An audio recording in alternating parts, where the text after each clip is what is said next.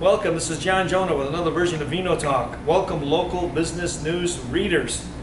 Here's a little lesson for you. I have Jessica Locklin here, correct? Yes. From Law Vineyards in Paso Robles. Yes. Which is located where?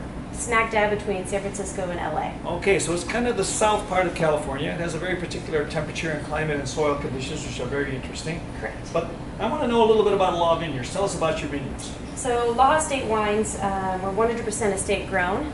Soil type. Estate grown means on your own property. On our own property, and actually if you're at our tasting room, you can see our entire estate, which is pretty different. Sometimes estate means various vineyards grown in the same area, owned by the same company. But for us, it's all really locally sourced, and we can see it all from our tasting room and from our winery as well. Okay, so why did you choose Paso Robles? So Don Law, our owner, he's a geologist, and being a soil nerd, he sought out a very specific soil type to grow Rhone varietal wines. So Grenache, Syrah, Mourvèdre, Okay, that's a big question. Yeah. When you say Rhone style varietal wines in the theme of your winery, what do you mean exactly by the Rhone style? How do we tell a consumer that this is a Rhone style wine?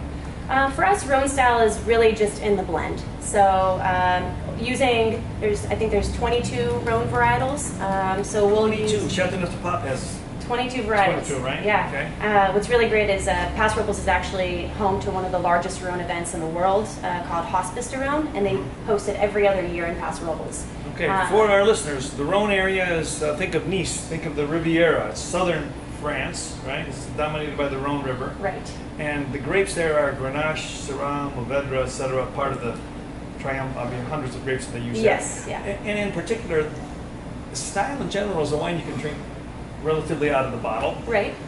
It's rustic sometimes, and very local, because those are the grapes grown primarily in that region. Would you say Law is aiming for that idea? Yeah, our wines you can definitely pop open and enjoy now. There's a great textural element to them.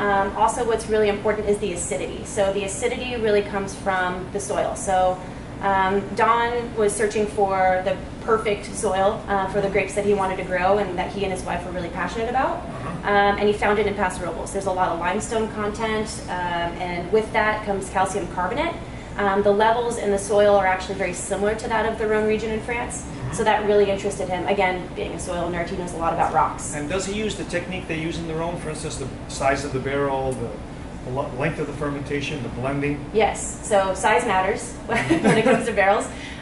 With the larger barrels that we use for specifically Grenache, because Grenache is a lighter skin varietal, it tends to absorb flavors really quickly in the vessel that it's being aged in. So we use larger barrels, less surface area, less oak influence, but we still use new French oak. Okay, and in general, almost all of your wines are blended with Correct. the major varietals. And give us the names of these wines, because they're very interesting. You can read them off for me. Yeah, so Beguiling, Sagacious, and Audacious, these three blends, they're part of our core wines that we've been making since 2010 was our first vintage.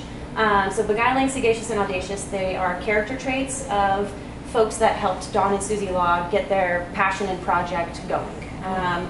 Beguiling means charming, sagacious means of sage advice, and audacious means kind of going for it with gusto. These are all terms that describe me. Yeah. I'm all of these. And the last one, Beyond Category. Beyond Category, so that's really a wine named after their two passions, wine and cycling.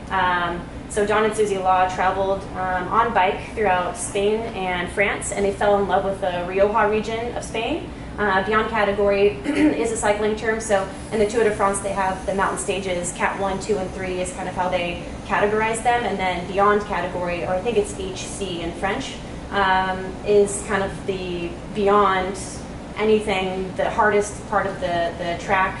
And this Beyond Category being our Rioja-inspired blend, really is a fitting name for it. So I have to tell you, I think these wines are really excellent. Thank you. They really reflect kind of the Rhone character, but they tell you it's Paso Robles. So I think there's a distinctive kind of cross flavor component, but I do love the fact that they really use the intensity and flavor and richness of the Rhone varietals and then blend them to perfection. Right. Thank you so much for watching another chapter of Vino Talk. Local business news readers, stay tuned. We have more to come. A votre sante.